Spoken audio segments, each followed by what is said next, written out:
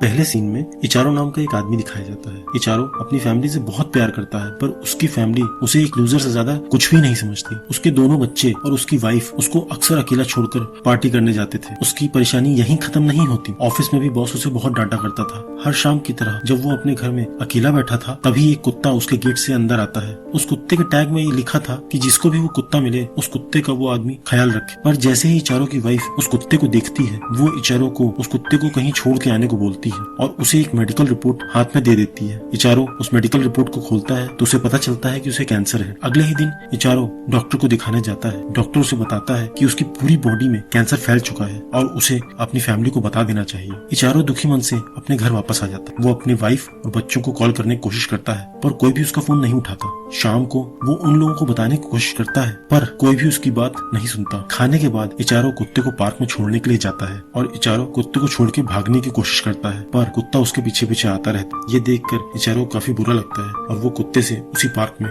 माफी मांगता है, क्योंकि उसको पता था कि अकेला होना कैसा होता है। उसी समय पार्क में इचारो को एक लड़का दिखता है जो कि अपने ख्यालों में खोया हुआ, पर अचानक उन दोनों को एक तेज रोशनी अपनी तरफ आती दिखती है। कुत्ता तेज रोशनी को देखकर वहाँ से भाग जाता है। जब तक उन दोनों को कुछ भी समझ में आता, वो रोशनी उन पे गिर जाती है और दोनों को मार देती। पर अगले दिन सुबह इचारो की आंख पार्क में खुलती है। वो देखकर ये हैरान हो जाता है कि बिना चश्मे के भी उसे बड़ा साफ साफ दिख रहा था। वो घर लौट जाता है, पर वहाँ जब वो नाश्ता करने लगता है तो उसे कोई भी स्वाद नहीं आ रहा होता है। वो घबरा कर अपने कमरे में चला जाता है। वहाँ जाके उसे पता चलता है कि वो एक हाईली एडवांस रोबोट में बदल चुका है। पर ऐसा नहीं था कि इचारो अकेला था जिसके साथ ऐसा हुआ। हीरो के साथ भी यही हुआ था। हीरो कॉलेज में पढ़ता है। शाम को हीरो अपने दोस्त एंडो के पास जाता है, जो कि रैगिंग की वजह से परेशान था और कॉलेज नहीं जा रहा था। हीरो एंडो को अपनी पावर्स दिखाता है और एक कबूतर को उंगली दिखा के ही मार गिराता है। पार्किंग में एंडो को वो अपनी मशीनी बॉडी दिखाता है और अपनी पावर्स भी दिखाता है, जिसके कारण एंडो हीरो को एक सुपर हीरो समझने लगता है। वहीं दूसरी तरफ इचारो अभी भी कुछ समझ नहीं पा रहा। उसे लग रहा था कि शायद बीमारी की वजह से उसे ऐसी अजीब अजीब चीजें दिख रही हैं। इचारो अपने ऑफिस जाता है। वहाँ पर उसे उसका बॉस नौकरी से निकाल देता है। वो बहुत दुखी हो जाता है। जैसे ही ऑफिस से निकलता है, उसे एक तड़पता हुआ कबूतर दिखता है। जैसे ही इचारो कबूतर को उठाता है तो उसकी शक्तियाँ अपने आप ही कबूतर को ठीक कर देती हैं। ये देखकर इचारो बहुत ही खुश हो जाता है। उसको समझ में आता है कि उसकी सारी इंद्रियां बहुत तेज हो गई हैं और उसे सुनाई पड़ता है कि एक औरत डॉक्टर से अपने मरते हुए बेटे के लिए रो रही है। वो हॉस्पिटल में जाके अपनी शक्तियों से उस बच्चे को एकदम ठीक कर देता है। ये देखकर डॉक्टर और बच्चे की माँ बहुत खुश होते हैं। इचारो भी खुशी से रोता हुआ बाहर आ जाता है। दूसरी तरफ दिखाया जाता है कि एंडो कई दिन बाद हिम्मत जुटा के कॉलेज जाता है, पर फिर भी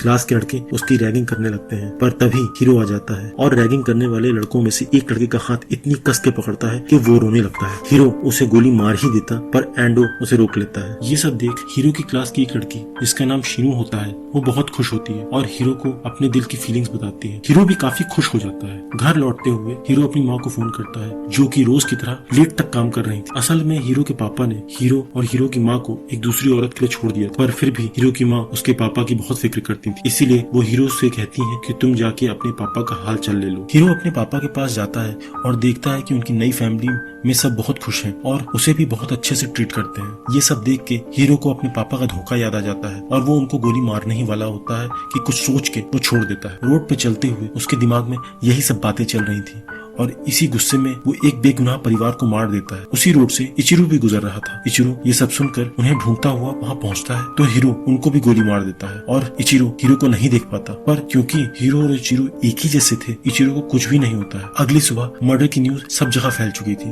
एंडो को हीरो का बर्ताव काफी अजीब सा लगने लगा था। एक दिन एंडो के पास पैसे नहीं थे तो हीरो ने एंडो के अकाउंट में सिर्फ स्क्रीन छूकर पैसे डाल दिए और वो पैसे विड्रॉ करके उसे दे दिए। एंडो हीरो की बुरी हरकतें देखकर उससे दोस्ती तोड़ देता है। भले ही हीरो और इचिरो के पास काफी पावर्स थी, पर उनके पास लाइफ में प्रॉब्लम्स की कमी नहीं थी। ये पता चलता है कि हीरो की माँ को कैंसर हो गया था और इचिरो की फैमिली उसे हमेशा से निकम्मा ही समझती थी। पर जब इचिरो अपनी प्रॉब्लम्स को लेकर दुखी हो रहा था, तभी उसे एंडो की रोने की आवाज सुनाई पड़ती है। उसे मर्डर के दिन वाली यादें दिखाई देने लगती हैं, जिसमें हीरो था। इचारो हीरो को रोकने का प्रण लेता है और एंडो के पास पहुंचता है, जहां एंडो इचारो से बोलता है कि आप ही हैं जो हीरो को रोक सकते हैं, पर आपको थोड़ी ट्रेनिंग की जरूरत है। एंडो और इचारो प्रैक्टिस करना शुरू कर देते हैं, पर बहुत ट्राई करने के बाद भी इचारो अपने वेपन्स को हीरो की तरह चला नहीं पा रहा था। प्रैक्टिस से थक कर जब इचारो एक एनर्जी ड्रिंक पीता है तो उसको कुछ अजीब सा हो जाता है और वो सारी एनर्जी ड्रिंक अजीब तरह से निकाल देता है, जैसा कि पहली बार खाना खाने पे उसके साथ हुआ था। एंडो को समझ आता है कि सब एनर्जी ड्रिंक और खाने में मौजूद सोडियम की वजह से हुआ है। दूसरी तरफ हीरो और उसकी माँ हॉस्पिटल जाते हैं, जहाँ डॉक्टर उन्हें बताता है कि उसकी माँ का कैंसर बिल्कुल ठीक हो गया है। हीरो की माँ को समझ नहीं पाती है, पर हीरो समझ जाता है कि उसकी पावर्स ने उसके ना जानते हुए भी उसकी माँ को ठीक कर दिया है। हीरो और उसकी माँ बहुत खुश होते हैं, पर उनकी खुशी ज्यादा देर टिक नहीं पाती। पुलिस हीरो को मर्डर के इल्जाम में ढूंढती हुई वहां पहुंच जाती है और पकड़ने की कोशिश करती है, पर हीरो वहां से सभी पुलिस वालों को मारते हुए भाग जाता है। मर्डर करने की वजह से हीरो की फोटो हर न्यूज़पेपर और इंटरनेट में वायरल हो जाती है। हीरो छुपा छुपा घूम रहा था, पर शीनो उसे ढूंढ लेती है, उसे अपने घर ले जाती है जहां वो अपनी दादी के साथ रहती थी। क्योंकि उसकी दादी का टीवी खराब था, इसलिए उसकी दादी को हीरो के बारे में कुछ भी पता नहीं चल पाता है। उसी दिन शाम को रिपोर्टर्स हीरो की माँ से मर्डर के बारे में पूछताछ करते हैं। ये सब देखकर हीरो को बहुत बुरा लगता है और वो रोने लगता है, पर उसकी तकलीफ और भी बढ़ जाती है जब उसे पता चलता है कि उसकी वजह से उसकी माँ ने सुसाइड कर लिया। हीरो पागल हो जाता है और उन साइबर बुलीज जिन्होंने उसकी माँ का एड्रेस वायरल किया था, उनको ढूंढ ढूंढ के एक एक करके मार देता है। हीरो शीनो को भी ये बता देता है कि उसने सारे मर्डर किए हैं और अपनी मशीनी बॉडी भी दिखा देता है। क्योंकि शीनो हीरो से बहुत प्यार करती थी, इसीलिए शीनो को इन बातों से कोई भी फर्क नहीं पड़ता है। हीरो भी उससे बहुत प्यार करने लगा था, पर एक दिन एक स्पेशल असॉल्ट टीम घर में घुस आती है और हीरो पे हमला करती है, जिसमें कि शीनो मारी जाती है। शीनो की मौत से हीरो पागल हो जाता है और पूरी असॉल्ट टीम को मार देता है।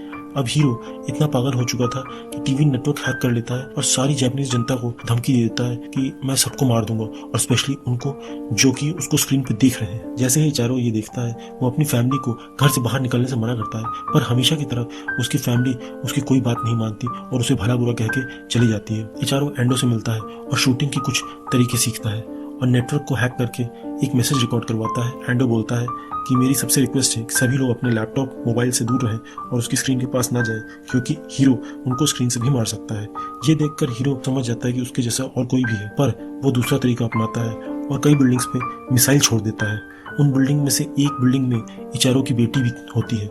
जैसे ही हीरो दूसरी बार मिसाइल छोड़ने जा रहा होता है, इचारो वहां पहुंच जाता है। इचारो और हीरो के बीच में लड़ाई शुरू हो जाती है। इचारो हीरो से बोलता है कि ये सब बंद कर दो और उसे धोखे से एनर्जी ड्रिंक पिला देता है। सोडियम से हीरो को कोई फर्क नहीं पड़ता, पर जैसे ही इचारो हीरो को लड़ते लड़ते आउटर स्पेस में ले जाता है, सोडियम हीरो के सिस्टम में गड़बड़ करता है, जिसका फायदा इचारो उठाता है और हीरो के मुंह पे पूरी ताकत से वार करता है। हीरो क्रैश हो जाता है। हीरो के गिरते ही इचारो अपनी बेटी को बचाने जाता है, पर ये देख दुखी हो जाता है कि उसकी बेटी सांस नहीं ले रही थी। इचारो अपनी बेटी को बचाने के लिए अपनी पूरी शक्तियों का इस्तेमाल करता है, पर कुछ भी नहीं होता। फिर वो अपनी बेटी को सीपीआर देने लगता है, लेकिन उससे भी कुछ नहीं होता। पर अचानक से उसकी बेटी सांस लेने लगती है। वो अपनी शक्तियों से उसमें ताकत डाल देता है, पर तभी हीरो उसको एक लात मारता है, जिससे वो जाके मलबे में गिर जाता है और उसके आसपास घिरे हुए लोगों को गोलियों से भून देता है। जैसे ही इचारो उठता है, हीरो उसकी बेटी को भी गोली मार देता है और फिर वो इचारो को बहुत पीटता है। जब इचारो जमीन पर पड़ा होता है, हीरो उसकी बेटी को उठा के बिल्डिंग से नीचे फेंक देता है। जैसे ही वो ऐसा करता है, इचारो के अंदर गुस्सा आ जाता है और वो अपनी पूरी ताकत से हीरो को मारता है और तबाह कर देता है। इचारो अपनी बेटी को गिरने से बचा लेता है और उसके सारे घाव ठीक कर देता है। गवर्नमेंट एक नोटिस इशू करती है जिसमें लिखा होता है कि हीरो मर चुका है, पर हीरो की लाश नहीं मिली थी। इसका मतलब कि हीरो मरा नहीं था। इचारो और उसकी बेटी उसकी पावर्स को सीक्रेट रखने का फैसला करते हैं। इस कहानी से हमें सीख मिलती है कि पावर्स कैसी भी हों, लेकिन उनका इस्तेमाल हमारे ऊपर निर्भर करता है। और अगर आपको ये वीडियो अच्छी लगी हो तो प्लीज सब्सक्राइब एंड शेयर।